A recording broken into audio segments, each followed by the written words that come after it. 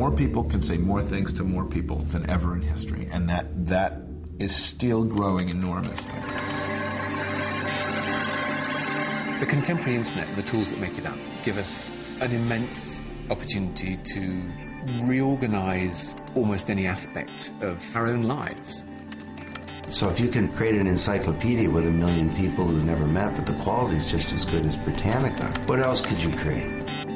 There is this possibility of using these tools to do massive things, which is completely unexplored at the moment. And we can work together in ways that ask a deeper question about the role of government.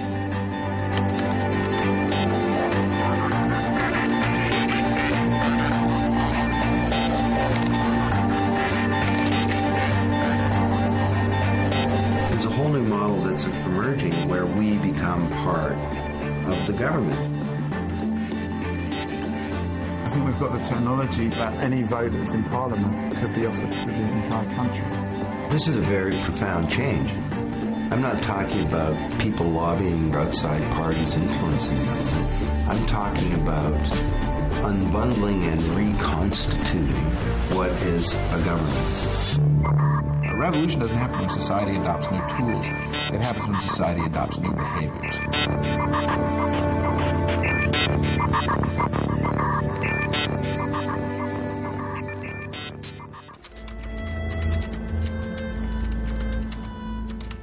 These tools have lowered the cost of doing things to the point where our desire to engage with one another is enough to get things now to happen at a very large social scale rather than just a sort of smaller family and friends scale.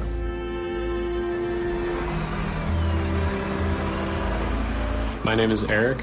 I'm 19 and I've never been overseas, and I'm going to be staying with couch surfers.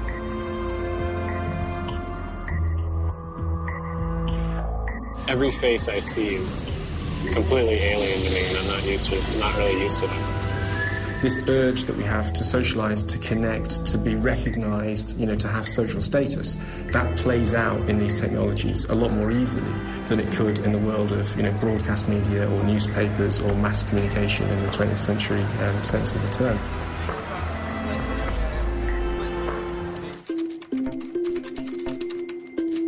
Public services are going to need to change the way in which they see people. They're going to need to find ways of tapping into people's own resources. They're going to need to find ways of connecting people to support one another in the way that sites like NetMums do. It's a message board, basically. It can be a very lonely journey, parenting.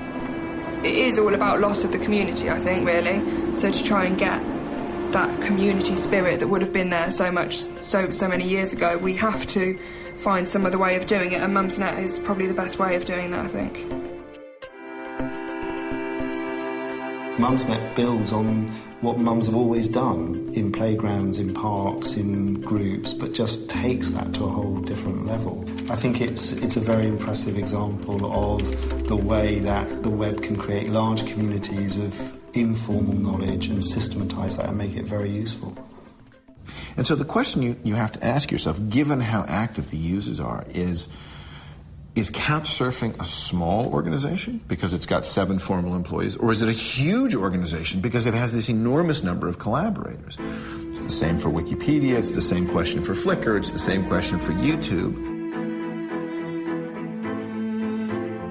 I'm going to be meeting my Couchsurfing host, Alan. I've never met him before except online. He'll be hosting me for 2 nights. There's a lot of unknowns. The old model of social trust and anointed experts is one of only many, many patterns in which society can both exhibit trust and gain value from those relationships. And we're seeing the other patterns reestablish themselves. At the moment, I'm on my way to go and meet 4 people who I've never met before, apart from online, all Mumsnet posters. I don't really know that much about them, apart from they've all got babies. Get yourself comfy. So what's your name again? Jen. Hi. What we're actually beginning to see is people putting their faith in a different kind of professionalism. The amount of times you read threads about health visitors or some healthcare professional that's given absolutely ridiculous advice. They undermine your own confidence, and I think that's what Mumsnet gives you back. Elliot's quite... People trust the mothers they meet on Mumsnet because they've been mums, not because they're health visitors or social workers or whatever. And so I think there is something about who do we trust. You don't mind me joining you? No, of course not. This is Joshua, by the way.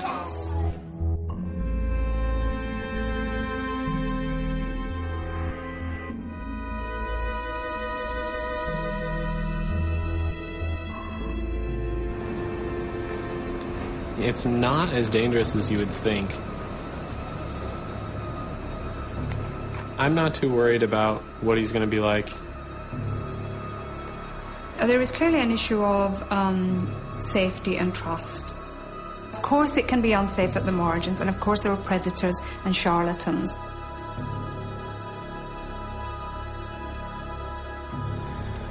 Yep. Hi, Elaine. Eric? Yeah, how's it going? What's really interesting about anything like this, any system that tries to apply rules to human behaviour leaves itself open to being gamed.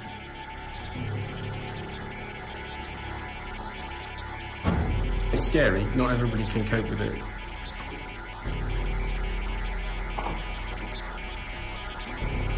Hello. Hey. How are you? I'm well. How are you? Nice to meet you. Yeah, you as well. All right. So this is your place? Yes. 94. But I think if you show trust, then what tends to happen is that you reduce the incentive to game the system substantially. So just by being open and showing trust, you can actually protect yourself. The flat is quite small, as you could see. Over there is restrooms. Okay. And I usually share my time with the kitchen and the couch surfer. Is this your first time in London, in Europe? Yeah, actually, first time in Europe, first time pretty much out of North America. What are your first impressions so far? It's another world. If you want to use the phone, call someone. I had Skype. There are ways in which we can trust one another. Critically, the couchsurfing site doesn't just work by turning up addresses of random strangers in remote countries. It actually has a number of mechanisms in it, as do many of these services, eBay perhaps most famously with the reputation market. It has a number of mechanisms. I trust sharing things with you if you and I may share again in the future, or if we know someone in common. And all of those patterns, which were previously limited by the lack of real group communication tools, have now reappeared. Help yourself. Enjoy the food. Hope you like it. Okay, yeah, it smells amazing. In the beginning, it was kind of interesting because I joined. I wasn't really quite sure what I was going to find out. So I saw there was a meeting, and I said, well, let me see how the people look like. Because you never know. Internet, these sort of things could be a bunch of freaks. But getting there, sitting down, talking to them, I said, well, wonderful. They're open-minded people. They talk about travels. There are so much in common that I said, wonderful. I started joining and coming to the meetings. It's just like a big group of people that most of them are already past some kind of barrier. Right. Wherever you go, you can just immediately make a connection with somebody. That I like going,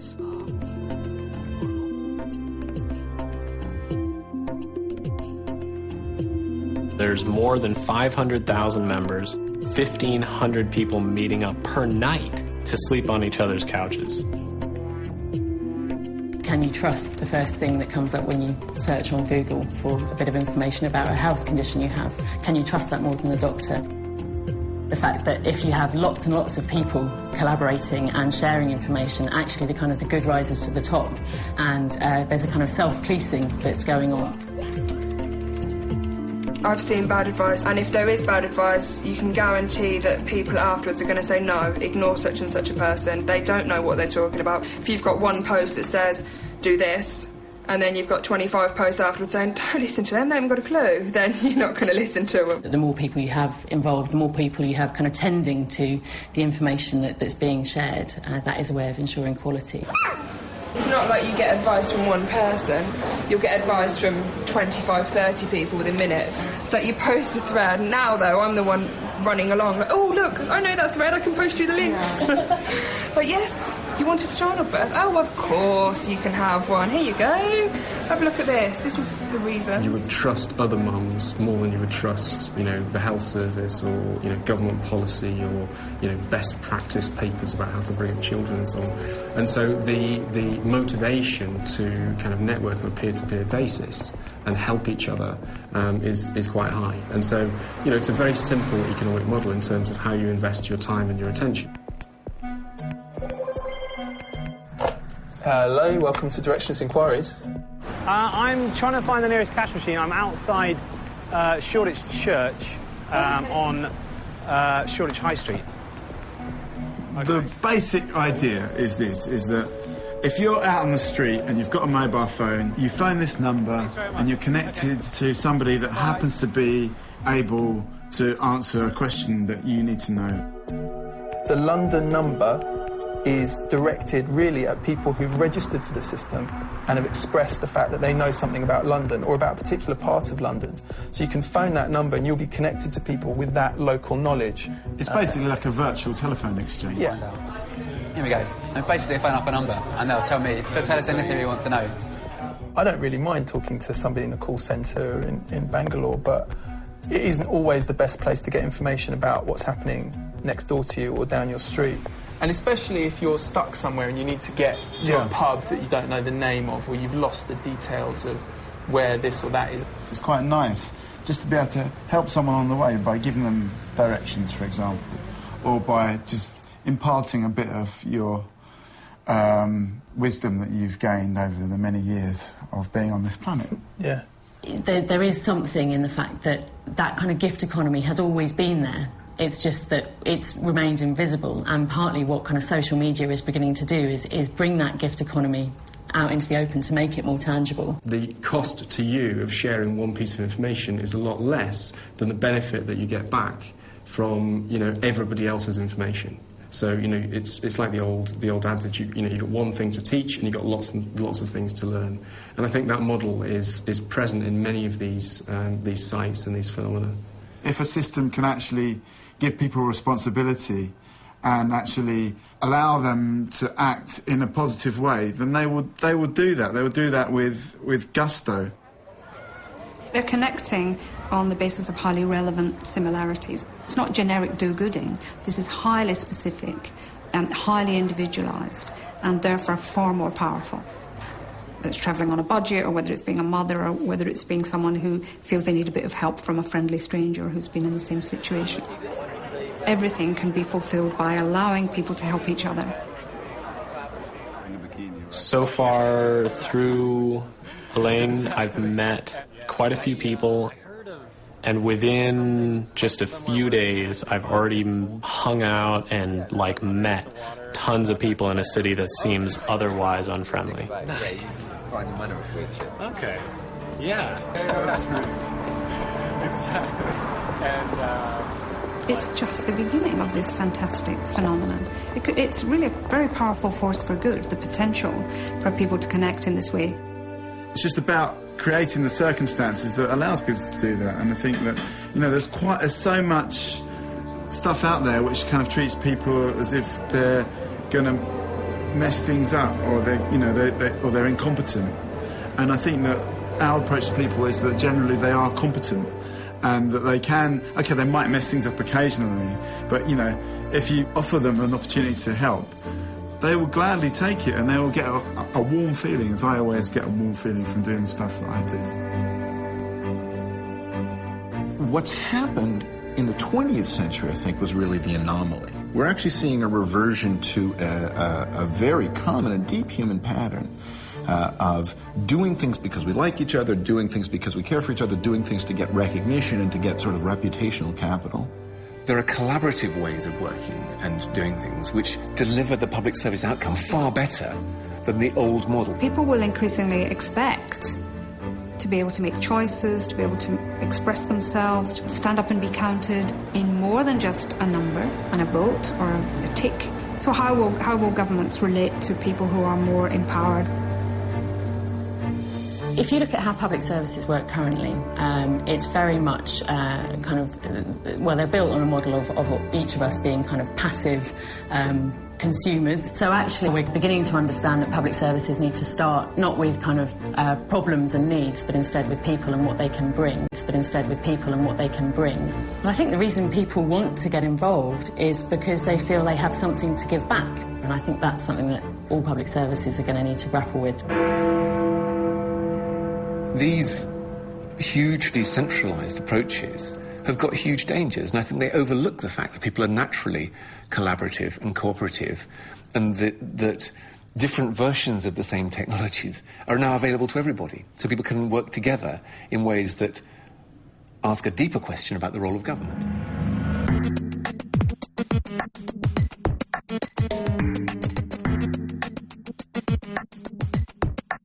In the past, we've needed institutions. These days, we have mechanisms for joining together lots of individuals based on their own self-interest that are now competitive with the power of institutions.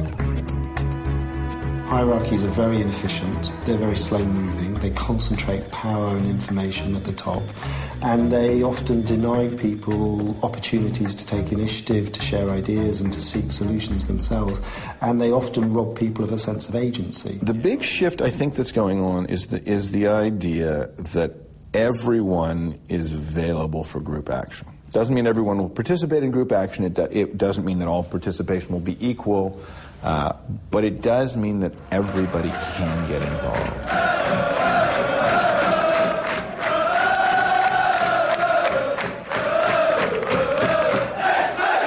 We all own a team called Absolute United. There's about 30,000 of us members online. We'll log in online, make our team decisions, make all the vote proposals. We basically run the club now. Well, that's gone out of play for an absolute throw. I think every stop in play, goal kick, bit of time wasting. Some people see this as just like a champ manager football game, but it's not, it's real life. Now, big choice. Who's going to play up front? Yeah, Big John Kindy. John Kindy tries to challenge. Michael Bostwick puts it out of play. You can turn institutions upside down using the net. You can design systems or institutions from the bottom up and let them self-organise.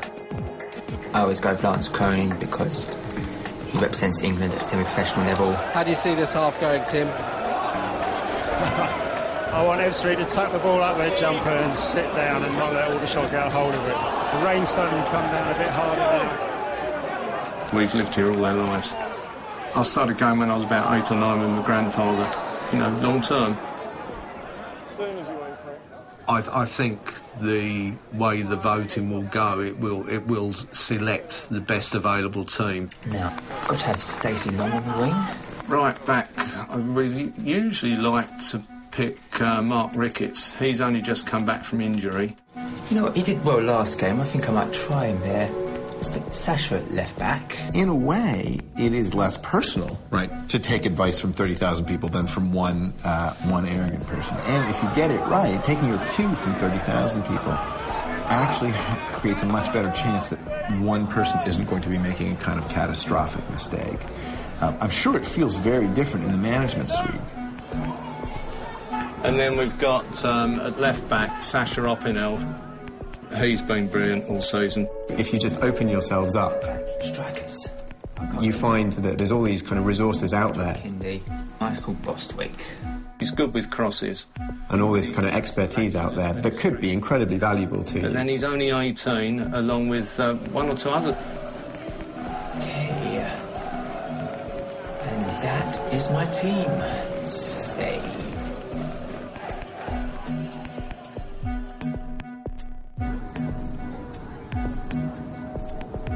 Absolute United, they're playing in the semi-final today of the FA Trophy against Aldershot, and we're 3-1 up from the first. Let's go.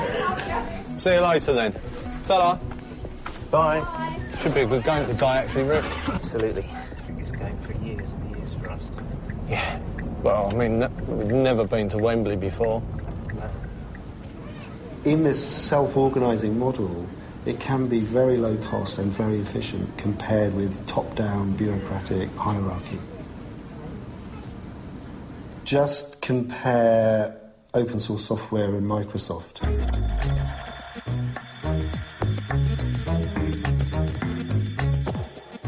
Microsoft spends billions to develop products which are less sophisticated than Linux. Linux is this large open source software writing community. Linux doesn't have a head office. It doesn't have any corporate jets. It doesn't have any away days. It doesn't have any human resources department. It has none of the stuff that large organisations have, and yet it manages to produce something which is reliable and is used by governments all over the world. The code is out there. I mean, just use it. I mean, it's free. You can submit your own patches if you're a programmer. Maybe you're not a programmer. Maybe you just give feedback to developers. Go on forums, say, oh, this software's very good, but maybe, I'm not a programmer, but I'd really like to see this feature. A lot of developers are very open to ideas. So it's suddenly getting into all sorts of systems people take for granted, as well as just the desktop PC. Banks are all heavy users of Linux. A lot of it on services used across the internet, people like Google, Amazon, at home in things like televisions these days, mobile phones. We've had people do things like wire the speedometer data into their music system. So as they pass a certain speed, it starts playing Wide of the Valkyries to remind them to slow down. Because you can actually tinker with all this stuff, it gives you an enormous power to customise it to your own taste. What someone else put in might benefit thousands and thousands of other people. And by having that collaboration and having, people get their say and other people contribute to the code, you can get more valuable software. You're not just getting what's one person wants with the software.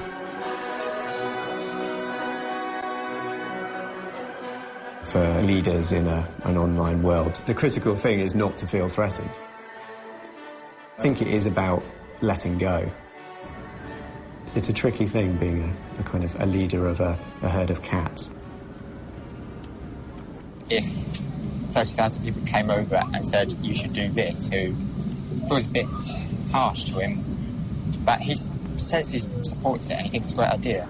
You hope that it's going to be helpful and not go the other way, and I'm sure everyone's working for it to make a good partnership and run as smoothly as possible.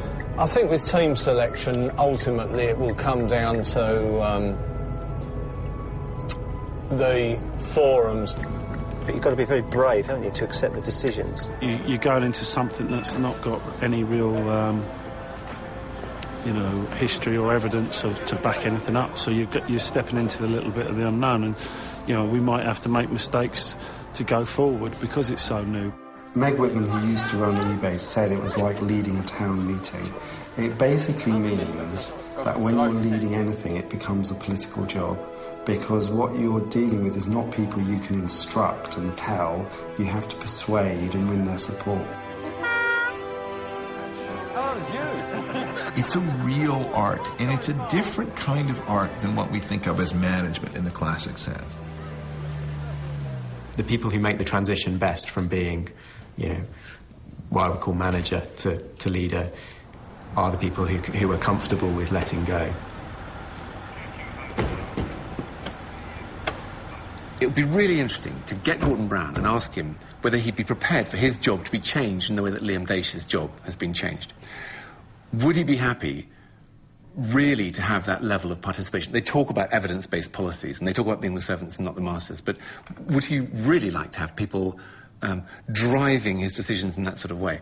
Well, I'm not sure about that. This is a football club. I'm not talking about, the world or the country and all that, the nation. I don't know if that would work. It could get a little bit of anarchy, but no. This is new. It's interesting, and we're giving it a good crack. Ultimately, I assume I don't know him obviously, but I assume that the real proof is in the pudding, right? If he wins more games, he's going to be happy to be in the situation he's in than if he loses a lot of games. And so it's the kind of record that will play out over time. We'll see how that football team does.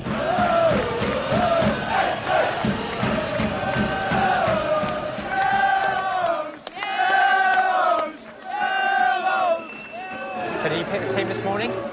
I did 4-4-2. He kept it nice and simple. I always picked George Purcell anyway. Did you pick Chris McPhee to play right back? Yes. So did I.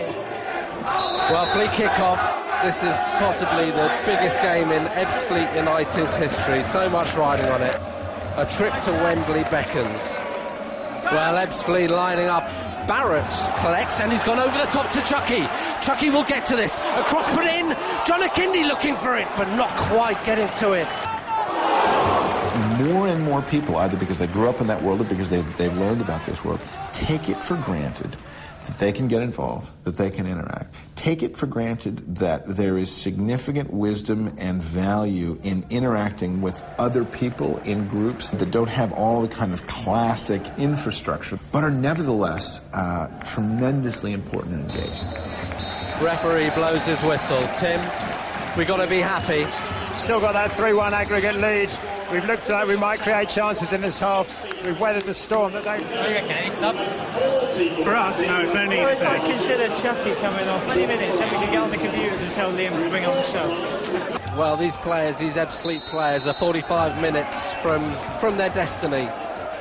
Chris McPhee clears. If Ebbsfleet turn into a real success, then that's evidence that a participative decision-making process can lead to good results. That's a real vital point of the game so far.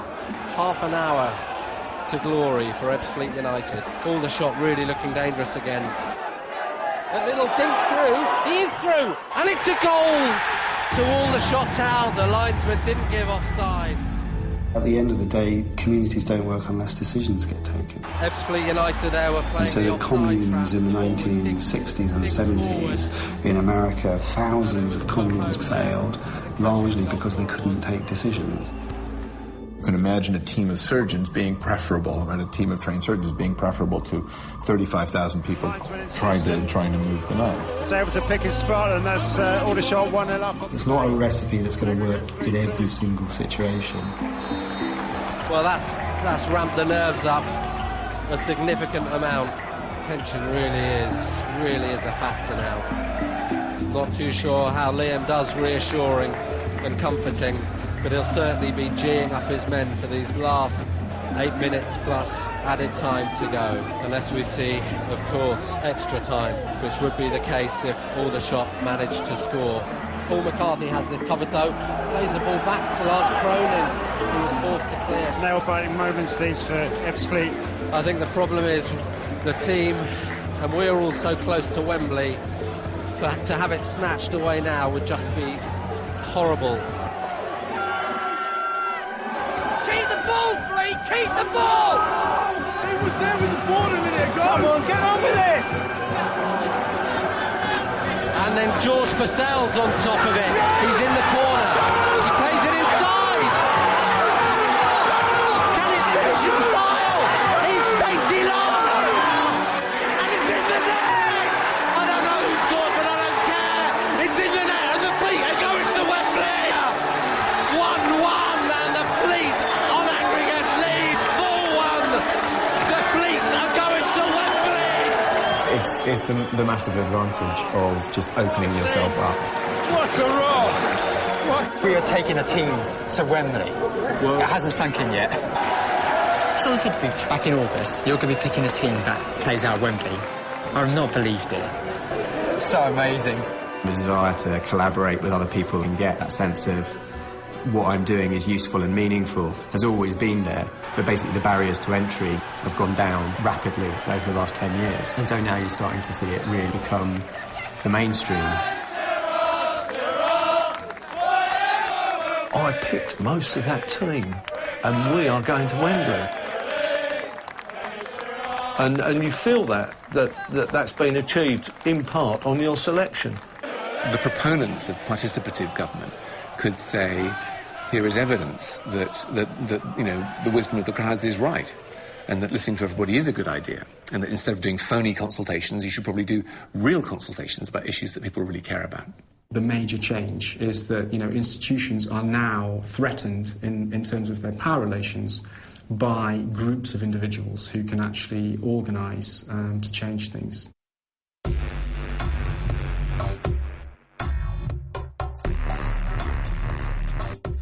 across the spectrum from banking, education, health, through to entertainment and culture, you'll see a gradual move over the next 2 decades towards much more open models of organisation.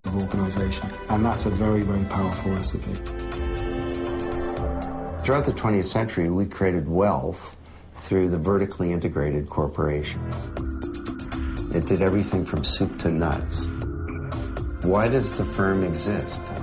If markets are the best mechanism for determining how goods and resources are allocated, why isn't everybody an independent contractor at every step along the way in production? The answer is collaboration costs. Because the web drops collaboration costs, consumers can now produce. You can be a bank manager. You basically have got control over what you're doing, who you're lending money to, and what interest rate you want to set. I don't think we have a sort of conventional customer-supplier relationship. So it started with us saying to our users, we've been approached by a film company making a documentary. I'll add the press release below. They're looking to interview a lender and hear all about their personal experience at Zopa. Adrian, or Adelos as we know him, responded, said, Amanda has said no, as our house is a mess at the moment. I've just pinged off an email asking if filming could be in another location, we'll let you know. So he then says, I've spoken to film company this evening, made my demands for red and green M&Ms only. That was the first thing I asked for, and for tea to be made with milk from the male yak. We're different, and we've captured the imagination, and consumers like us. And banks would love it if their consumers like them.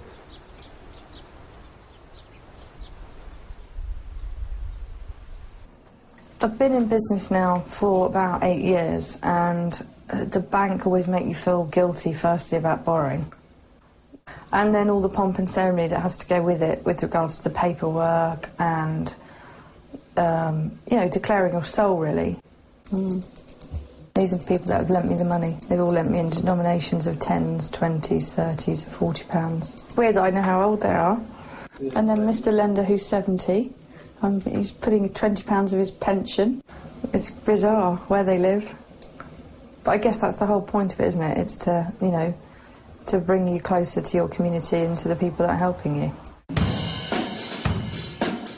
Basically, my part-time hobby is as a mobile DJ. We do all types of venues, parties. In purely pragmatic terms, financially, we need the bigger lenders more than we need the smaller lenders. But we also need a sense of community, and therefore anyone who wants to invest their time and energy in that sense of community is fantastic. Yeah, basically developing a community and a company around its users. So the actual company is changing all the time to match what the users are wanting and what they're suggesting. We think of customers as only being outside the boundaries of companies. The customer is out there. We do market research. We understand our customers. We push products out to them through traditional mass media. Well, now customers can be brought inside a business web where customers can co-innovate value and can co-create value. This one here, I'm interested in bidding on the second one down. It's again similar to like an eBay style thing. He's wanting to buy £3,000 to buy a car outright, and so he doesn't need to get HP vehicle finance. The Zopa rate of 10% works out roughly at £260 a month, where with a HP the amount is £386 a month. Meaning it'll actually be able to reduce his monthly outgoings. I'm actually going to put in a bid now. And to be honest, I'll probably come in around the 9%. So I'll offer him £10. Well, I mean, central tenet of the business is that people work together. So there is intrinsically a human element of what we do, which isn't in a bank. I think where banks have got themselves into trouble is by optimising their returns from consumers and in some ways being seen to charge disproportionate amounts to people who are actually probably the most vulnerable people who can't necessarily afford to pay it. And wouldn't it be fairer if people who bounced a direct debit or went overdrawn for a day were charged a fee that was appropriate to their crime? A court case began today which might produce that very rare event, a bank giving money to its customers. Hundreds of thousands of people are affected. Maybe it's they who've bought sufficient copies of a single on the subject for it to burst into the charts yesterday at number 25. I fought the Lloyds and the Lloyds lost. They even paid the interest and the court costs. At first they sent me letters saying, "Dear Sir, madam, get lost." But I fought the Lloyds and the Lloyds lost. Oh. The music world's going through an evolution, and we haven't got to the end yet. At the moment we've got to the point where the old model is widely considered to be dead. It's a crushingly harsh industry. People who do get a record deal, of those, 95% of them typically get dumped after their first album. A large proportion never even get to make an album, even though they have a record deal. And probably 1 in 1,000 end up making a lifetime career out of it. And therefore I figured there had to be a better way of actually discovering music, over and above discovering music, actually producing music. Slice the Pie is a financing engine for the music industry. Our core function is to connect music fans and credible bands and allow the fans to finance a professional production of an album and then share the proceeds with the people who have actually put up the finance.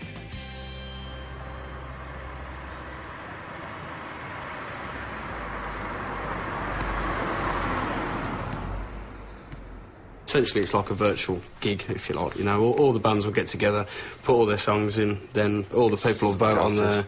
Yeah, get scouted. All the people will vote, and then you get whittled down to like the last 15. It's not such a vote, is it, in the arena? It's more of a rating. They kind of rate your track. The good thing about it is, you know, you can scroll down, you can see all the reviews that people have put. Sounds very much like The Jam, nice upbeat. You know, they've given us 6 out of 10, 7 out of 10, 6 out of 10. There's a 9. There's a 9 out of 10. Even if we didn't win the actual showcase, I think it's quite good to actually get some feedback on your songs anyway. Under kind of no pressure to give you a good review because they don't know who you are anyway. Yeah. Whereas if you met someone in a gig, they'd feel kind of more pressured. Yeah. To not tell you the truth. And we don't know who they are either. So, like, if someone gives us a shit review, you know, we can't go and hunt them down and string them up by the nuts and beat them to a pulp.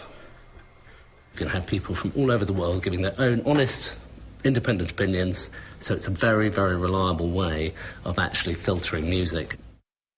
It's not an X factor, it's about genuinely using your wisdom and your experience to influence who ends up making an album and who ends up succeeding in the industry, and that's quite intoxicating to a large slice of the population.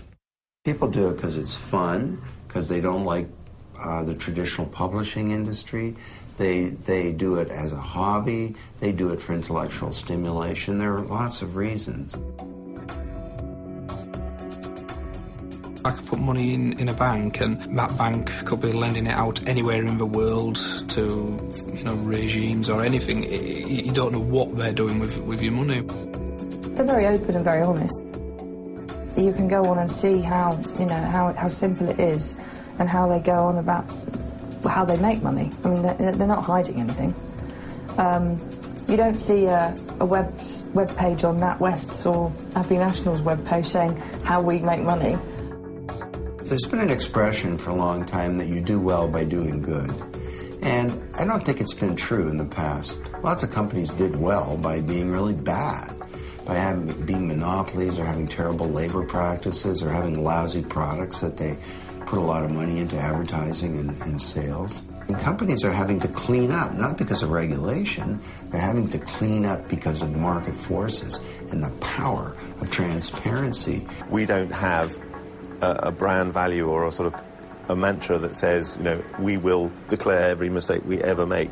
It's more, well, that people are going to find out about our mistakes, and we do make them, so better to tell them than let them find out. So every company is becoming naked. And if you're going to be naked, well, fitness is no longer an option. Or if you're going to be naked, you better be buff. We don't fundamentally, I mean, I don't want to sound too sanctimonious here, but I don't think we do anything that's fundamentally bad. So therefore, we don't have to be ashamed of any fee we charge or way we behave.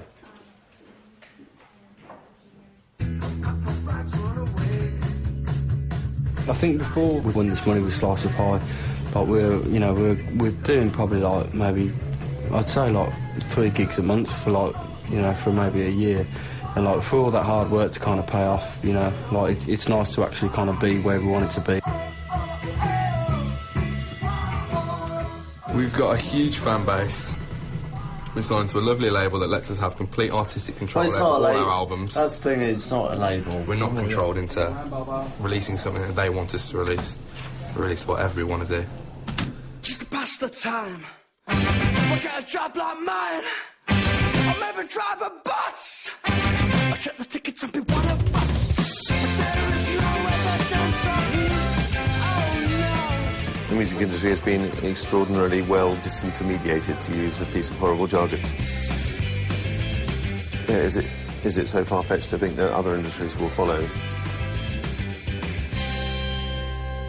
I think we get talked about, so I think in the sort of corridors of power we get talked about, and they therefore think, well, hang on a minute, this could be quite interesting. So if this grew to a multiple of its current size, then actually it's quite a threat.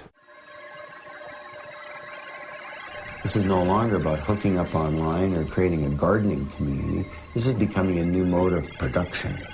And it's beginning to fundamentally change the way that we orchestrate capability in society, the way that we innovate and create goods and services. And the corporation is going through, I think, the biggest change in a century. I think the losers will be the people who say, I'll always make better decisions. The winners will be the ones that are more open-minded and understand that the world is changing and the internet is a huge opportunity to make things better. It shouldn't always be looked at as a threat.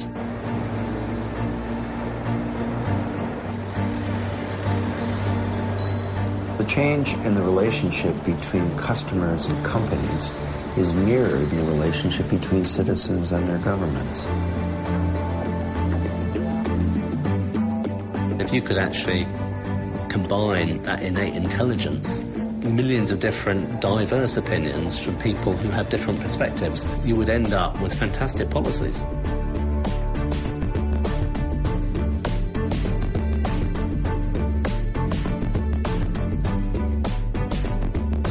They go from incompetence to complacency, and there are questions about his integrity. Aren't people rightly asking now, is this man simply not cut out for the job?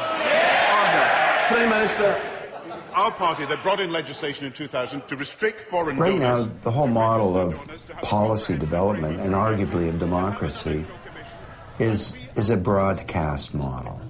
It goes like this. I'm a politician. Listen to my advertisements and debates, then go and vote for me, and then I'm going to broadcast to you for 4 years, and then we get to do it all over again. You vote, I rule. Government in Britain is based on the party system. And although the elector marks his cross against the name of an individual, he is in fact casting a vote in support of a party program. This model is inappropriate for the 21st century. Thank you, Mr. Speaker. I'm not talking about people lobbying government or outside parties influencing government. I'm talking about, in some ways, unbundling and reconstituting what is a government. I think there's a great potential for decision-making to start actually on a ground level, on a far less grand stage than Parliament deciding about immigration laws, but actually about really participatory budgeting.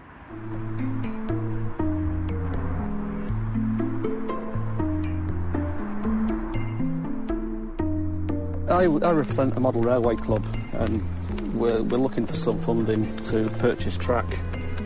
And this event, they've got £20,000 up for grabs, and the community decide where the money goes. Well, today I'm going to try and get some funding for playground equipment for the children at the school. I have nominated a project which is to regenerate a churchyard at Morecambe Parish Church. The whole idea is that the people of Poulton, and only the people of Poulton, will vote on each project, and the £20,000 will be given away this afternoon.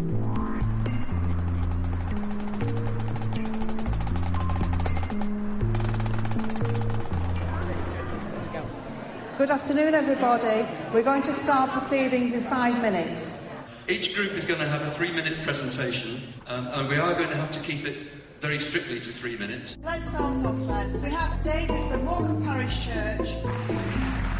We know that people's perception that they can participate in decision-making is a key driver, has a direct correlation with levels of trust and satisfaction. I therefore commend this project to you and ask for your vote this afternoon. Now, we know that both trust and satisfaction are taking a bit of a dive in the public sector at the moment, so actually there does seem to be a correlation between the sense that people can influence decisions and trust and satisfaction. Doesn't necessarily mean that they do, but it's that sense that they can. I'd like to hand you over now to Ebony, who'd like to speak. Hi, my name is Ebony. We would like you to give us a grant for £2,000. So in order for us to continue, please support our bid. Thank you. Hello, I'm Dean Harrison. And there's Jack Law. When you do it in public, and when other people know it's your reputation on the line, right? I can give my mate 10 out of 10 for his little project, but in fact, this business about making the hospital work better in the town I live in, Evacuation. like I've actually got to pay some attention to that. To support our older residents. Once you deliver something that actually allows people to make a decision, it's incredible how compelling it is, how willing people are to participate in these things, because they are exciting. Thank you very much for this. Thanks very much. That's why people are less engaged in politics in the representative sense, but they're much more engaged in politics in a personal sense, in terms of the power that they feel to affect their community, the world around them. I think that's steadily increasing as their trust in representative politicians is steadily decreasing.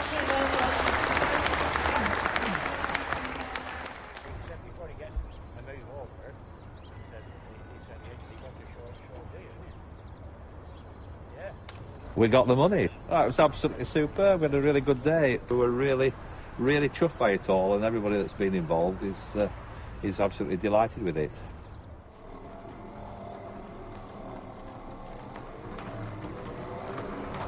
Right, guys. Yesterday, Jack and I went. As you know, we went to the In Your Hands. It was unsuccessful.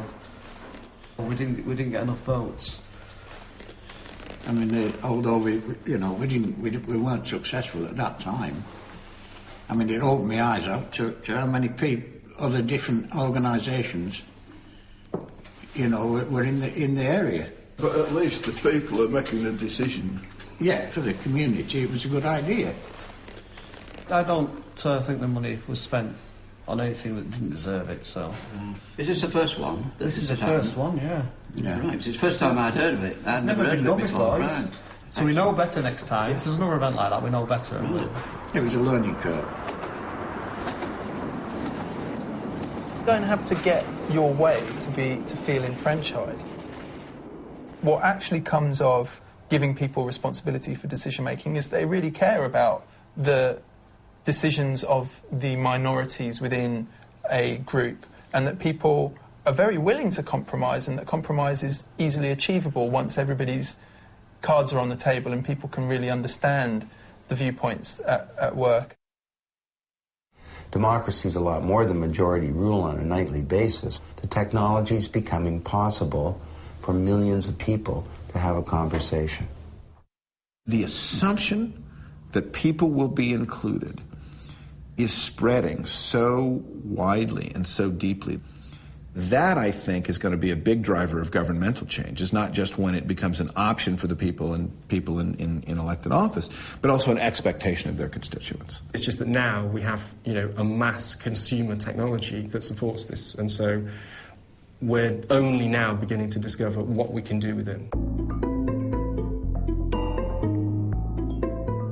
In a country where clearly voter turnout levels are pretty low, lots of people believe that politicians don't work for them, where lots of people feel that nothing they can do matters or in any way has any impact at all. It would give citizens a lot more power if they knew a lot of stuff that was currently hidden or effectively secret. But I also think it would enable politicians to run much better government. And this is a thing that I think politicians don't often believe. They tend to think transparency is just something used to harm them. And opacity may hide problems today, but it almost certainly builds the biggest scandals of the sort that then cause politicians real massive trouble. So if I could make them understand anything about this new world, it would be that much greater transparency probably makes them much more electable people.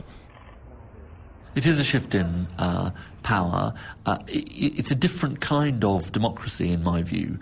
It is seeing representative democracy as playing an important role, and it's also not romanticising the fact that everyone wants to sit on committees. And of course, for government and politicians, that is a profound challenge to the way politics is normally done, which is, we communicate from on high, from Parliament, from Whitehall, and only once every 4 years or 5 years is there a general election where the public are brought in. Now, I think that's a good thing that this change is happening, but I think it will shake up British politics and indeed politics around the world in a way that people probably haven't anticipated yet. If you look at what George Osborne is saying and some of the other people in the new wing of the Conservative Party, they appear to understand what's going on in the real world in terms of social networks and MySpace generations and all that kind of stuff. But I think that's partly because they have the advantage of being in opposition for a period of time. Whether they can apply that to government is another question. Remember, we do have this thing called, which is sort of voting. You know what I mean? Where people get to choose who their representatives are. Do you know what I mean? I mean, politics is quite open to... Once every 4 years. Exactly. Is that enough? No, it isn't. Definitely not. I mean, I think let me think about how I would put this. New paradigms cause dislocation and confusion, and they're nearly always received with coolness, or worse, mockery, hostility, and vested interest fight against change. It's very important that the role for government remains, the role for government being to provide the resources for people to make local decisions about how they want money spent in an area. This isn't about sort of a DIY country, because if you had a DIY country without any role for government, then where would the funding come from for all the important things that people want done in a particular area, for example?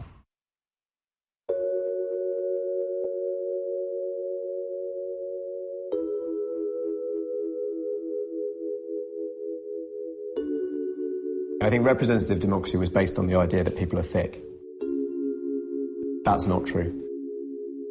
I think there's a much more radical thing that will happen, which is basically that people go around the side of representative democracy, and rather than saying, I want to kind of have input on what this politician is deciding in Parliament, they'll do it themselves. I think what we'll see is just some of the activities and powers of government moving into the public realm, and they will be run better by citizens than they are by government.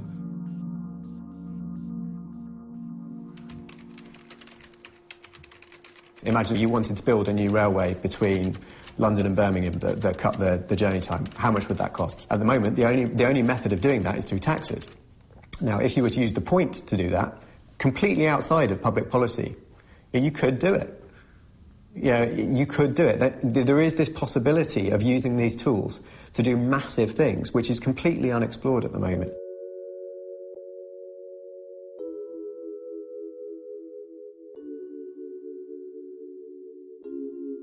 Broader numbers of people can be engaged in something like policy formation.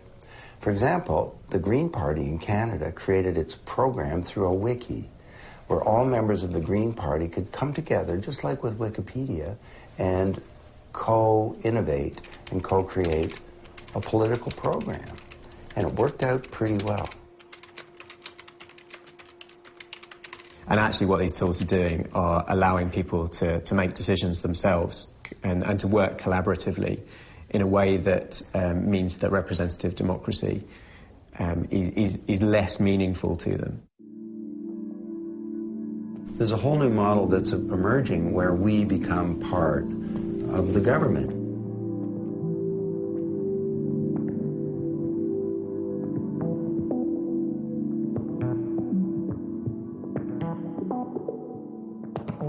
I call it Government 2.0.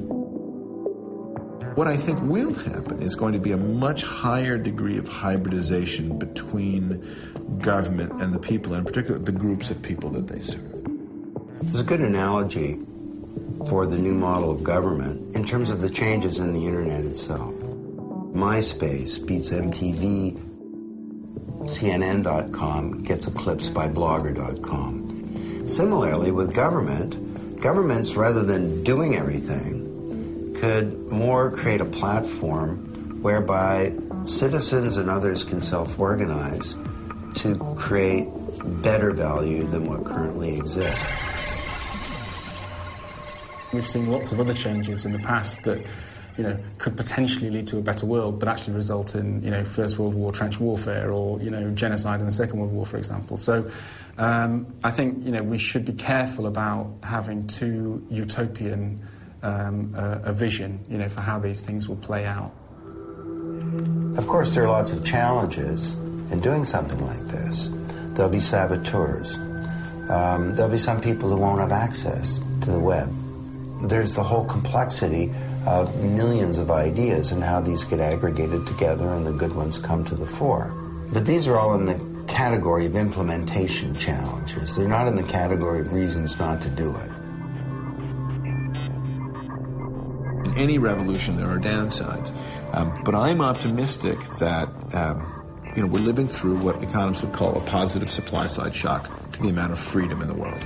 More people can say more things to more people than ever in history, and that is still growing enormously. And I think in the times when we've seen enormous increases in intellectual or political freedom, there has certainly been a period of chaos immediately afterwards, but that over the long haul, the values of those changes have been not just mainly positive, but enormously positive for society.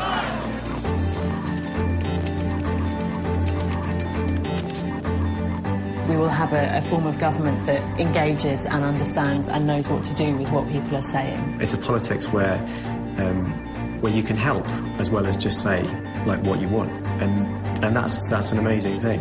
And at the moment we're starting to see that with some online projects. But imagine if, you know, a country was run like that, or imagine if even just a town was run like that. You know, in the way that we're starting to see, you know, football clubs run like that. You know, I think that's a sign of things to come.